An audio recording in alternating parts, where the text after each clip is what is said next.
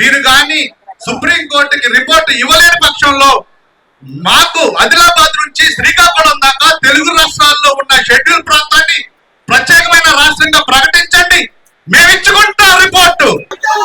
అందరికీ నమస్కారం. తెలంగాణ రాష్ట్రం భద్రాచలం రాణి దుర్గాదేవి ప్రాంగణంలో ధర్మ యుద్ధం చేయడానికి సిద్ధమైన ఆదివాసీ సోదర సోదరిమణులందరికీ కూడా ఆంధ్రప్రదేశ్ ఆదివాసీ జాయింట్ యాక్షన్ కమిటీ తరఫున, ఆంధ్రప్రదేశ్ అందరూ ఆదివాసీల తరఫున హృదయపూర్వక నమస్కారాలు తెలియజేస్తున్నాను. ఇక్కడున్న అతిరథ మహారాజులు, రాజకీయ పెద్దలు అందరికీ కూడా శిరస వంచి నమస్కరిస్తున్నా. లంబాడీలను ఎస్టీ జాబితాలోంచి తొలగించాలి. ఈ సమస్య ఒక్క తెలంగాణది మాత్రమే కాదు, ఇది యావత్ భారతదేశానిది. మరీ ముఖ్యంగా తెలంగాణ, ఆంధ్రప్రదేశ్. ఈరోజు తెలంగాణలో ఎంత క్యాన్సర్ లాగా వీళ్ళు పాతుకుపోయారో, వ్యాపించారో, అట్లాగే ఆంధ్రప్రదేశ్ లో కూడా అటెండర్ ఉద్యోగం నుంచి ఐఏఎస్ దాకా ఈరోజు చూస్తే అన్ని ఐటీడీఏల్లో పీఓలు ఎక్కువ మంది, అలాగే మా tribal welfare commissioner, tribal welfare principal secretary కూడా ఈ రోజు లంబాడి. ఎంఆర్ఓలు, ఎండిఓలు అన్ని ఉద్యోగాలు కూడా వారే. వారి జనాభా ఎంత అంటే అక్కడ 5% కూడా ఉండరు, కానీ అన్ని ఉద్యోగాలు వారివే. వారు ఎక్కడి నుంచి వచ్చారంటే మహారాష్ట్ర, రాజస్థాన్ నుంచి ఆదిలాబాద్ లోకి ఎంట్రై, వరంగల్ నుంచి ఖమ్మం ద్వారా పశ్చిమ గోదావరి జిల్లా నుంచి శ్రీకాకుళం దాకా చెదపురుగుల్లాగా షెడ్యూల్ ప్రాంతాన్ని తొలుచుకుంటూ మన భూముల్ని, మన అధికార పదవుల్ని, రాజకీయ పదవుల్ని, మన ఉద్యోగాల్ని, మన ఉపాధి అవకాశాలని అన్నింటినీ కూడా కొల్లగొడుతూ 6% రిజర్వేషన్ ని మొత్తం కూడా వాళ్ళే అనుభవిస్తున్నారు. ఇటువంటి సందర్భంలో వారిని ఎస్టీ జాబితా నుంచి తొలగించాలా వద్దా? ఇది దేశవ్యాప్త సమస్య అని చెప్తున్నాను. ఎందుకంటే తెలంగాణలో చదువుకొని తెలంగాణలో ఎస్టీ సర్టిఫికెట్ తీసుకున్న వాడు దేశంలో ఉద్యోగం చేయడా?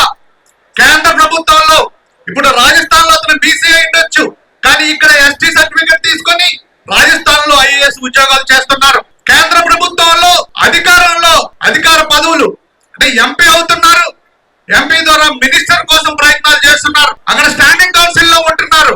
ఆర్థిక వనరులను, మన నిధుల్ని, మన అవకాశాలన్నింటినీ కూడా వాళ్లే దోచుకుంటున్నారు. కాబట్టి ఇది దేశవ్యాప్త సమస్య అని నేను చెప్తా ఉన్నా.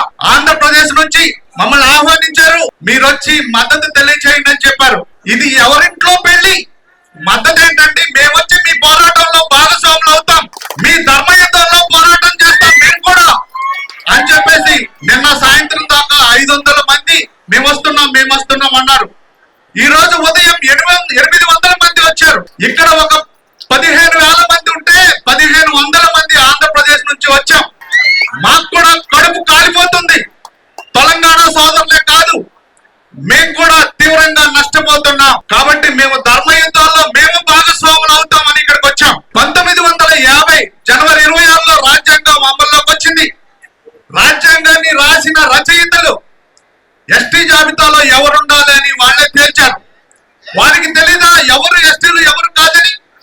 రాజ్యాంగాన్ని రాసిన వాళ్ళే వీరు ఎస్టీలు కాదు అని బీసీ జాబితాలో పెడితే అక్రమ మార్గంలో చట్టబద్ధత లేకుండా 1976లో తెలంగాణలో, 1956లో ఆంధ్రాలో మీరు ఎస్టీలుగా చేస్తారా? 1956 ఎస్సీ అమెండ్మెంట్ యాక్ట్ పార్లమెంట్ లో బిల్లు ప్రవేశపెట్టాడు ఒక ఆంధ్ర ఎంపీ. కర్నూలు నుంచి గాదె లింగప్ప గౌడ్ అని ఒక 28 కులాలను ఎస్టీ జాబితాలో చేర్చాలి అని చెప్పి పార్లమెంట్ లో ప్రతిపాదన చేస్తే సుమారు 11 రోజులు దాని మీద వాదన జరిగింది. అప్పుడు స్పీకర్ గా ఉన్నారు మన ఆదివాసీ ప్రతినిధి, స్పీకర్ గా ఉన్నారు జైపాల్ సింగ్ ముండా. ఆయన ఈ బిల్లు సాంకేతికంగా పనికిరాదు, అన్సైంటిఫిక్ బిల్ ఇది, దీన్ని నేను పార్లమెంట్ నుంచి బయటికి ఇసిరేస్తున్నాను అని చెప్పేసి అన్నారు. 1956లో 28 కులాల్లో సుగాలి, లంబాడి ఇంకా ఏమైతే ఉన్నారు వీళ్ళందరినీ కూడా ఎస్టీలు కాదని నిర్ధారించినప్పుడు మీరు ఏ విధంగా ఆంధ్రప్రదేశ్ లో ఎస్టీలు అయ్యారు? ఇది మేము ప్రశ్నిస్తున్నాం. సుప్రీంకోర్టులో కేసు 2011లోనే ఆదివాసీ సంక్షేమ పరిషత్ వాళ్ళు వేశారు. ఆ నాయకులు కూడా ఇక్కడ ఉన్నారు. మా ఆంధ్రప్రదేశ్ నుంచి కాకి మధు గారు, కుంజా శ్రీని గారు, వీరందరూ కూడా ఇక్కడికి వచ్చారు. అది నడుస్తానే ఉంది. 2018లో ఆధార్ సొసైటీ ద్వారా మెట్ల బాబాయ్ గారు, ఇంకా తెల్ల వెంకటేశ్వర ఇట్లా అందరూ వేశారు. రీసెంట్ గా తెల్ల వెంకట్రావు గారు శాసనసభ్యులు, స్వయం దాదా గారు దాంట్లో ఇంప్లీడ్ అయ్యారు. అది చాలదు, సరిపోదేమో అన్నట్టు ఆధార్ సొసైటీ ఆధ్వర్యంలో 4 రాష్ట్రాల నుంచి సుప్రీంకోర్టులో మేము పిటిషన్ వేయడం జరిగింది. అందులో ఆంధ్రప్రదేశ్ నుంచి మొడియం శ్రీనివాసరావు అని నేను కూడా ఉన్నాను. మధ్యప్రదేశ్ నుంచి పొకాడియా, అట్లాగే మన ఇంకో మహారాష్ట్ర నుంచి శరత్ సింగ్ అనే ఆయన మేము, అలాగే మీ తెలంగాణ రాష్ట్రం నుంచి పొడియం బాలరాజు గారు మేము కోర్టులో కేసేసాం. దాని ద్వారా కూడా తెలంగాణ రాష్ట్రానికి కేంద్రానికి నోటీసులు వచ్చాయి. ఈ నోటీసుల సమయంలో మీరు రిపోర్ట్ ఇవ్వాల్సిన, మాకు రేపే హీరింగ్ ఉంది, 17th హీరింగ్ ఉంది, త్వరలోనే పొడియం బాలరాజు గారు మేము దాంట్లో ఉన్నాం. మేము అడుగుతున్నాం ఈ రాష్ట్ర ప్రభుత్వాన్ని అలాగే కేంద్ర ప్రభుత్వాన్ని కూడా, మీరు పార్లమెంట్ లో జరిగిన బిల్లు గాని దీనికి ఉన్న ప్రొసీజర్ ఇందాక మైపతి అరుణ్ కుమార్ గారు చెప్పారు. ప్రొసీజర్ ఏంటి? అసెంబ్లీలో తీర్మానం జరగాలి, ఒక కమిషన్ ఏర్పాటు చేయాలి, ఆ కమిషన్ నివేదికను గవర్నర్ గారి ద్వారా రాష్ట్రపతికి పంపాలి, అలాగే ట్రైబల్ అడ్వైజరీ కౌన్సిల్ ఇక్కడ ఓకే చెప్పాలి, tribal affairs minister, national tribal commission వీళ్ళందరూ కూడా అప్రూవల్ చేసిన తర్వాత పార్లమెంట్ లో చర్చ జరిగి రాష్ట్రపతి ద్వారా ఆమోదం పొందాలి. అలాగే రిజిస్టర్ జనరల్ ఆఫ్ సెన్సెస్ వారి కూడా, అంటే జనాభా లెక్కలు చూసే రిజిస్టర్ గారు కూడా, వారి కూడా ఆమోదం తెలియజేయాలి. ఇంత ప్రొసీజర్ ఉన్న ఆ యొక్క ప్రాసెస్ ని మీరు స్కిప్ చేసి మీరు ఎస్టీ జాబితాలోకి ఎలా వచ్చారు అని మేము అడిగాం. దానికి సమాధానం చెప్పమని చెప్పి సుప్రీంకోర్టు అడిగింది. మేము మీతో ఫేస్ టు ఫేస్ దెబ్బలాడటం లేదు. మేము సుప్రీంకోర్టుకు వెళ్ళాం, మీరు సమాధానం సుప్రీంకోర్టుకు చెప్పండి. మా వారిని దూషించినంత మాత్రాన మీరేం గెలవరు. కాబట్టి సుప్రీంకోర్టులో కేసు నడుస్తున్న సమయంలో దాని యొక్క బాధితులు ఎవరైతే ఉన్నారో వారు కానీ క్షేత్రస్థాయిలో ఆందోళన చేయకపోతే, మనం చాలా చూసాం, మనం కానీ క్షేత్రస్థాయిలో మాకు న్యాయం చేయండి అని ఆందోళన చేయకపోతే సుప్రీంకోర్టు కూడా మనకు వ్యతిరేకంగా తీర్పులు ఇచ్చే అవకాశం ఉంది. ఉందా లేదా? జీవో నెంబర్ 3 మనకు వ్యతిరేకంగా వచ్చింది. ఎప్పుడు వచ్చింది? గాలి పీలిస్తే చచ్చిపోతారా అన్న కరోనా టైంలో అందరూ ఇళ్లలో ఉన్నప్పుడు దొంగచాటుగా తీర్పిచ్చారు. నేను ధైర్యంగా చెప్తున్నాను, అది రాజ్యాంగబద్ధమే. మేము కూడా స్టేట్మెంట్ ఇచ్చాం. అట్లాగా మనం గాని ఇంట్లోనే కూర్చుంటే మనకు వ్యతిరేకంగా తీర్పు ఖచ్చితంగా వస్తుంది. అట్లాగే మన కోసం సుప్రీంకోర్టులోనే చాలా ఫేవరబుల్ జడ్జిమెంట్ ఉంది. 170కి సంబంధించి సమతా జడ్జిమెంట్ అని ఉంది. మీరు సుప్రీంకోర్టు జడ్జిలందరూ కూడా సమతా జడ్జిమెంట్ చదవండి. దాంట్లో ఏమని ఉందంటే, షెడ్యూల్ ప్రాంతాల్లో వనరుల్ని దోచుకోవడానికి నాన్ ట్రైబల్స్ తో పాటు కొన్ని కులాలు, లంబాడి, అలాగే అటువంటి కులాలన్నీ కూడా, లంబాడి లాంటి కులాలు కూడా ఆ ప్రాంతంలోకి వెళ్ళి in turn they are converting into STs, అక్కడ వనరులను దోచుకొని వాళ్ళు ఎస్టీస్ గా మారుతున్నారు అన్నారు. ఈ యొక్క సమతా జడ్జిమెంట్ లోని పారాగ్రాఫ్ తీసుకోవాలి అని చెప్పేసి మేము సుప్రీంకోర్టును అడుగుతున్నాం. కేంద్ర రాష్ట్ర ప్రభుత్వాలదే బాధ్యత. 1956లో ఎస్సీ ఎస్టీ అమెండ్మెంట్ జరిగినప్పుడు వీళ్ళని ఆ యొక్క రికార్డు కానీ వీళ్ళకి ఇచ్చినట్లయితే సుప్రీంకోర్టులో మనం ఖచ్చితంగా గెలుస్తామని చెప్పేసి మీ అందరికీ తెలియజేస్తున్నాం. నేను ఇక్కడ ఉన్న నాయకులందరినీ, రాజకీయ నాయకులందరినీ వేడుకుంటున్నా, లంబాడీలను ఎస్టీ జాబితాలోంచి తొలగించకపోతే ఈ రాష్ట్ర ప్రభుత్వం, ఇప్పుడున్న ప్రభుత్వం తొలగించకపోతే మీకు అందరికీ తెలుసు, తెలంగాణ ఉద్యమంలో శ్రీకృష్ణ కమిషన్ వేశారు. ఆ శ్రీకృష్ణ కమిషన్ లో వచ్చిన రిపోర్ట్ ఏం చెప్తుందంటే, వెనుకబాటుతనం ద్వారా తెలంగాణ ఇవ్వాల్సి వస్తే ముందు ఆదివాసీ రాష్ట్రం ఇవ్వాలి అని చెప్పింది శ్రీకృష్ణ కమిటీ. చెప్పిందా లేదా? అంటే వెనుకబాటుతనం ఇవ్వాల్సి వస్తే ఆదివాసీ రాష్ట్రం ఇవ్వమని చెప్పింది.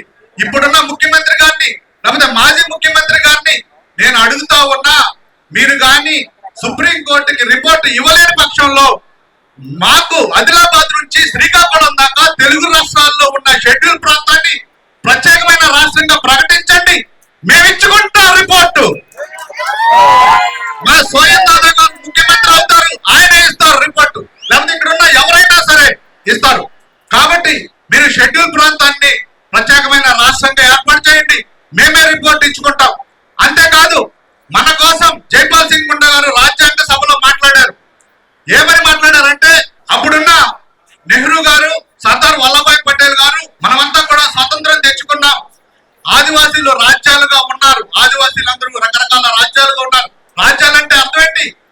స్వతంత్ర దేశాలు. మీరంతా స్వతంత్ర దేశాలుగా ఉన్నారు, మనమందరం కూడా ఇండియన్ యూనియన్ లా ఉండాలి అని చెప్పేసి అప్పుడు చెప్పినప్పుడు మన ప్రతినిధి రాజ్యాంగ సభలో జైపాల్ సింగ్ ముండా ఆదివాసీ ప్రతినిధి ఆయన ఏమన్నారంటే, అయ్యా మీరందరూ కూడా చాలా తెలివైన వాళ్ళు, మీరు నాగరికులు, మేము చదువులేని వాళ్ళం, మేము అమాయకులం, మేము సులువుగా మోసపోతాం, మేము మీతో కలిసి బతకలేం, కాబట్టి మాకు ప్రత్యేకమైన దేశం ఇచ్చేసేయండి, మా బతికేదో మేము బతుకుతాం అన్నారు. అప్పుడు నెహ్రూ గారు, సర్దార్ వల్లభాయ్ పటేల్ ఏమన్నారంటే, మీరు మధ్యలో ఉన్నారు, మీకు ప్రత్యేకమైన దేశం ఇవ్వలేం, మేము ఉత్తర భారతదేశం దక్షిణ భారతదేశం ఒక దేశంలా ఉండాలనుకుంటున్నాం, ఇండియన్ యూనియన్ లాగా ఉండాలనుకుంటున్నాం, కాకపోతే మీకు ప్రత్యేకమైన దేశంలో మీకు ఎటువంటి సదుపాయాలు ఉంటాయో అవన్నీ మీకు రాజ్యాంగం ద్వారా కల్పిస్తామని చెప్పేసి ఆ రోజు చెప్పారు. నేను ఈ రోజు చెప్తున్నా కేంద్ర ప్రభుత్వానికి, మీరు గాని లంబాడీలను ఎస్టీ జాబితాలో తొలగించకపోతే, అంటే మీకు కూడా బాధ్యత ఉంది కాబట్టి తొలగించకపోతే, ఆ రోజు జైపాల్ సింగ్ ముండా గారికి ఇచ్చిన హామీ ఏదైతే ఉందో అది నెరవేరలేదు కాబట్టి మాకు ప్రత్యేకమైన దేశం ఇచ్చేసేయండి అని చెప్పేసి నేను కేంద్ర ప్రభుత్వాన్ని కోరుతా ఉన్నా. ఇప్పుడు చివరి పాయింట్, ఇప్పుడు ఈ రాష్ట్రంలో దగ్గర 30 సంవత్సరాల నుంచి పోరాటం జరుగుతూ ఉంది, కానీ ప్రభుత్వాలు పట్టించుకోవట్లేదు. మనం మణిపూర్ ఉదాహరణ తీసుకోండి, అక్కడ చైతన్యవంతులైన ఆదివాసీలు మైతీలను కలుపుతామంటే తీవ్రమైన ఉద్యమం చేశారు, ప్రాణాలను అర్పించారు, దాన్ని ఆపారు. మనం కానీ ఉద్యమం చేయకపోతే మనం ఇంకొక 20 సంవత్సరాలు చేసినా కూడా ఈ ప్రభుత్వాలు ఇలాగే చేస్తాయి. కాబట్టి క్షేత్రస్థాయిలో ఉద్యమం చేయాలి, ప్రతి ఒక్కరూ కూడా ఉద్యమంలో పార్టిసిపేట్ చేయాలి అని చెప్పేసి మీ అందరినీ కోరుకుంటూ, జై ఆదివాసీ.